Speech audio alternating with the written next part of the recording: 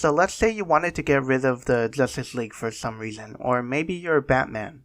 How would you do it? Disclaimer, this video is satire. Nerds will get angry. And also, I'm not using characters at their full power because the Justice League has some pretty hacked powers.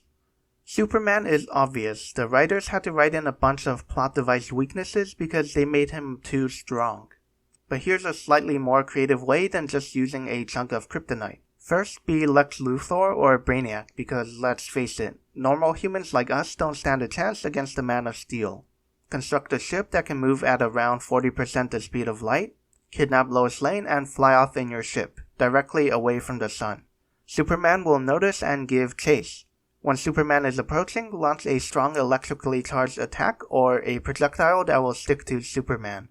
Villains attack with electricity all the time, so he'll think nothing of it. Activate your extremely powerful electromagnet to repel the newly charged Superman, making sure to use an advanced control system to make sure that Superman is flying at around 22 to 39% the speed of light. Due to the relativistic Doppler effect, the yellow sunlight will be redshifted into, well, red sunlight, which will drain Superman's power. At the same time, shoot kryptonite radiating lasers at Superman to weaken him further. Now he survived a much worse beating than this before, so it's possible that he perseveres through all your traps and makes it to the ship. In this case, simply return Lois Lane to him. Since you have access to numerous methods of mind control that exist in the DC universe, Lois will be pre-programmed to stab him with a kryptonite shard, severely weakening him and giving you the chance to eject him from your ship, and repeat the aforementioned steps. Except this time tethering him to your ship since he'd probably be too weak to fly.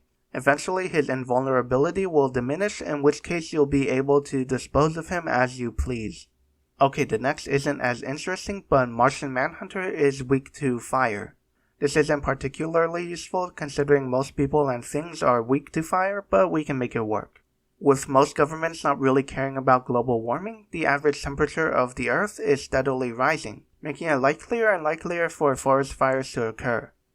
By tricking Martian Manhunter into a forest and accidentally setting it on fire, you'll be free to steal the newly endangered orchids to sell on the black market and make a big profit.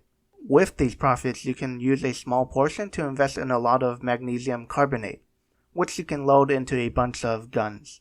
These guns will be given to hundreds of hired goons and Deadshot.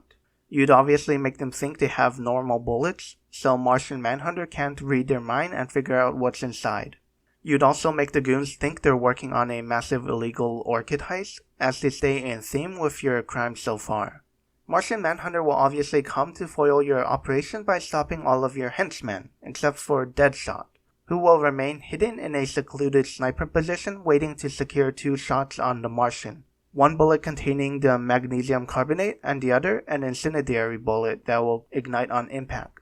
Then, depending on the continuity, you'll need to cage up Manhunter and obtain a continuous supply of both fire and magnesium, since, depending on who's writing, he's only pathologically weak to fire and won't die from it. Either way, he'll be incapacitated. As for Aquaman, just let global warming do its thing. With ocean acidification, the food chain in the oceans will change irrevocably, causing mass starvation and panic amongst the Atlanteans. He'll be too preoccupied to deal with surface affairs, and there's a good chance that he will perish alongside Atlantis, given the increasingly harsh condition global warming imposes on the ocean. Next, we have the Green Lantern. Unfortunately, in most continuities, he isn't weak to the color yellow, so he has no significant weaknesses. The only thing that we can consider a weakness would be that the ring requires willpower to operate. So much like Batman's contingency plan, we need to be Lex Luthor and build an incredibly lifelike android resembling Carol Ferris. This android would need to convince Hal Jordan into a one-night stand, and after several rounds, with his stamina drained, his will to continue will be severely diminished. At this point, the Carol android would apply a Scarecrow fear toxin-laced perfume. Being an android will make her/it immune to the effects of the toxin, so it would only affect Hal. At this point, he'll start hallucinating, and fear that he isn't good enough to satisfy Carol or something stupid like that. Fear toxin doesn't have to be logical. Anyways, at this point, his willpower will be at its lowest point, meaning the Carol android can easily dispose of Hal in any number of ways. Now, unfortunately, Wonder Woman and Cyborg don't really have any notable weaknesses. You could always nuke Cyborg and hope the EMP from the nuke shuts him down, but depending on the continuity, he's made from Motherbox tech, and EMPs would probably have no effect. But with a crippled Justice League, heavy hitters from Superman's and Green Lantern's Rogue Gallery could probably finish the job by hitting them really hard or something. I mean, technically Batman has like nanites to trick Wonder Woman into a never-ending battle, but that sounds incredibly implausible and requires Wonder Woman to be written with an IQ of like 5. And of course we have the Flash, the fastest man alive. In my opinion, his threat level gets severely downplayed. Depending on the continuity, the Speed Force allows speedsters to run at light speed.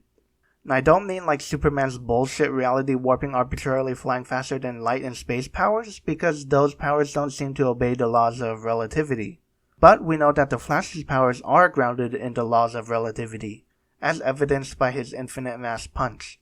The Speed Force seemingly protects the Flash from the effects of relativity and allows him to break the laws of relativity, but not the people he's fighting. Why is this important? It means that if he decides to travel at light speed, you can never react to his attacks. His attack would hit you the same time it would take for you to see his attack begin moving, meaning you could never predict his movements, even with a superpowered bat computer. Meaning he can easily sucker punch basically anyone with an infinite mass punch. Coupled with his top tier reaction speed and... oh, he tripped over bad writing again? Cool. Finally, we have the Batman. He's just a man. You hire Deadshot to tail some bad guy like Bane or Poison Ivy. When they commit some crime, Batman will show up and either be preoccupied fighting them or get caught in some trap of theirs.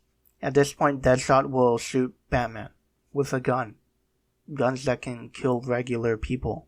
Wait, what do you mean Deadshot was Batman this whole time?